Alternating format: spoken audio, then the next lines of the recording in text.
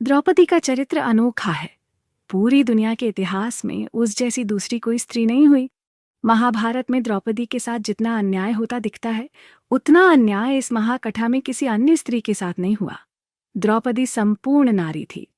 कौरवों का अपने चचेरे भाइयों के प्रति ईर्ष्या रखना, धन संपत्ति का लालच, मानसिक भटकाव, प्रतिशोध की भावना और अपनी ताकत पर घमंड इस भयंकर युद्ध के कारण बने। महाभारत की कहानी में ऐसा बहुत कुछ हुआ जिसकी कल्पना कर पाना भी मुमकिन नहीं था। इस श्रेणी में द्रौपदी का 5 भाइयों की पत्नी बनना मुख्य तौर पर देखा जा सकता है।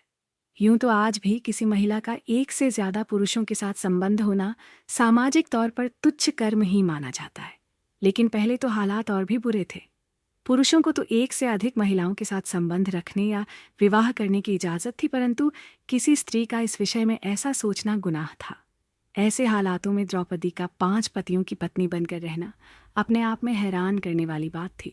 द्रौपदी ने जब 5 भाइयों की पत्नी बनने की शर्त कई वचनों के साथ पूरी की, जिनमें सबसे पहली शर्त थी कि वह एक समय पर एक ही भाई की पत्नी बनकर रहेंगी।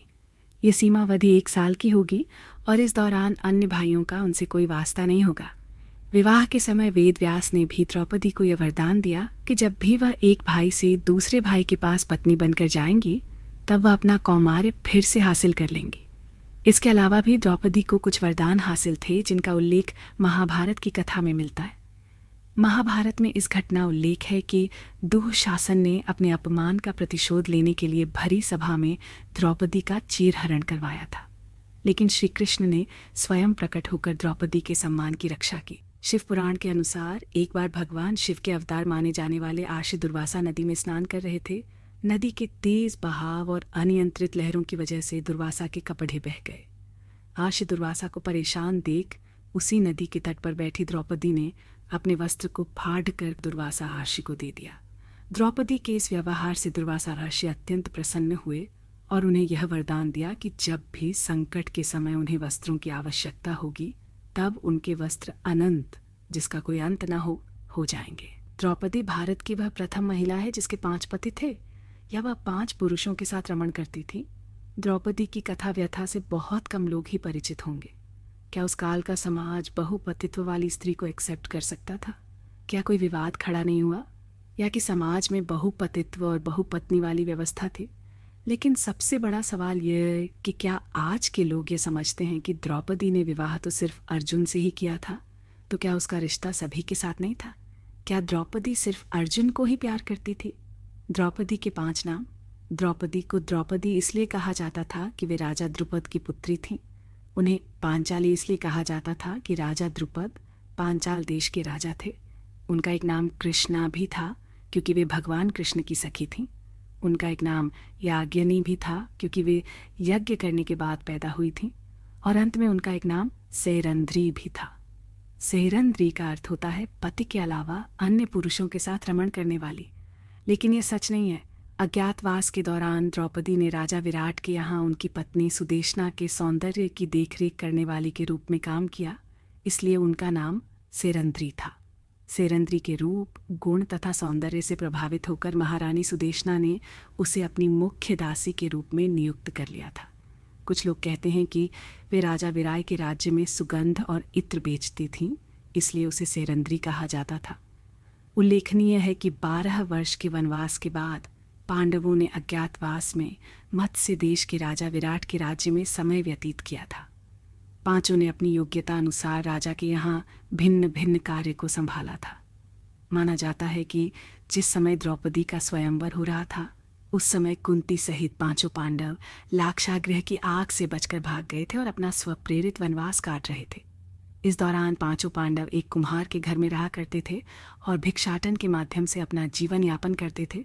ऐसे में भिक्षाटन के दौरान उन्हें द्रौपदी स्वयंवर में मिली। एक दिन की बात है, पांडव और ब्राह्मण लोग आश्रम में बैठे थे। उसी समय द्रौपदी और सत्यभामा भी आपस में मिलकर एक जगह बैठी थीं। दोनों ही आपस में बातें करने लगीं। सत्यभामा ने द्रौपदी से पूछा, आप बताएं कि आप पांडवों के साथ कैसा आचरण करती हैं? उचित प्रश्न जानकर तब द्रौपदी बोली, मेरे 5 पतियों से बहुत अच्छे संबंध हैं।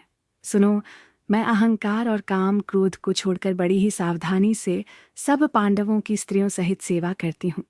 मैं ईर्ष्या से दूर रहती हूँ। मन को काबू में रखकर कटु भाषण से दूर रहती हूँ। किसी के भी समक्ष असभ्यता से खड़ी नहीं होती हूँ, बुरी बातें नहीं करती हूँ और बुरी जगह पर नहीं बैठती। पति के अभिप्राय को पूर्ण संकेत समझकर अनुसरण करती हूँ। देवता, मनुष्य, सजा धजा या रूपवान कैसा ही पुरुष हो, मेरा मन पांडवों के सिवाय कहीं नहीं जाता। उनके स्नान के बिना मैं स्नान नहीं करती, उनके बैठे बिना स्वयं नहीं बैठती। जब जब मेरे पति घर में आते हैं, मैं घर साफ रखती हूँ, समय पर भोजन कराती हूँ, सदा सावधान रहती हूँ। घर में गुप्त रूप से अनाज हमेशा रखती हूँ। मैं दरवाजे के बाहर जाकर खड़ी नहीं होती हूँ। पतिदेव के बिना अकेले रहना मुझे पसंद नहीं। साथ ही सास ने मुझे जो धर्म बताए हैं, मैं सभी का पालन करती हूँ। सदा धर्म की शरण में रहती हूँ। द्रौपदी के 5 पुत्र थे। द्रौपदी ने भी 1-1 वर्ष के अंतराल से 5 पांडव के 1-1 पुत्र को जन्म दिया। युधिष्ठिर के पुत्र का नाम प्रतिविंध्य, भीमसेन से उत्पन्न पुत्र का नाम सुतसोम, अर्जुन के पुत्र का नाम श्रुतकर्मा, नकुल के पुत्र का नाम शतानीक, सहदेव के पुत्र का नाम श्रुतसेन रखा गया। युधिष्ठिर की दूसरी पत्नी देविका थी। देविका से धौदेय नाम का पुत्र जन्मा। अर्जुन की द्रौपदी के अलावा सुभद्रा, उलूपी और चित्रांगदा नामक 3 और पत्नियां थीं। सुभद्रा से अभिमन्यु, उलूपी से इरावत, चित्रांगदा से वभ्रुवाहन नामक पुत्रों का जन्म हुआ। द्रौपदी के अलावा भीम की हिडिंबा और बलंधरा नामक 2 और पत्नियां थीं। हिडिंबा से घटोत्कच। द्रौपदी के अलावा नकुल की एक और पत्नी थी जिसका नाम करेणुमति था। करेणुमति से निरमित्र नामक पुत्र का जन्म हुआ। सहदेव की दूसरी पत्नी का नाम विजया था, जिससे इनका सुहोत्र नामक पुत्र जन्मा।